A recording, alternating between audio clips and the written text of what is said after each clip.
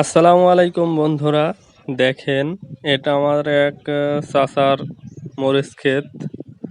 ইনি এইবার নিয়ে দ্বিতীয়বারের মতো মালচিং পেপারে মরিচ চাষ করেছে। দেখেন, এই মরিচটা মোটামুটি 15 থেকে 16 দিন হলো লাগানো।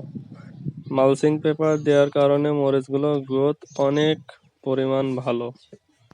গাছগুলো সবই সুন্দর আছে।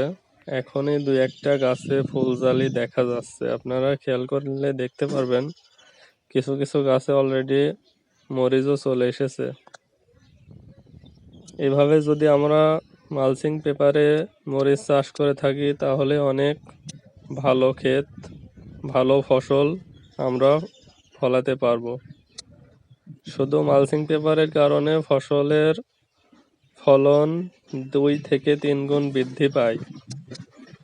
আমি আমার একটা ক্ষেতে মরিচ চাষ করেছি মালচিং পেপার বাদে, সেখানে অতটা পরিমাণ ফলন হয়নি, কিন্তু মালচিং দিয়ে অনেক ফলন হয়েছে অন্য জায়গায়। দেখেন, এভাবে আপনারা বেড করে মালচিং পেপারে মরিচ চাষ করতে পারেন।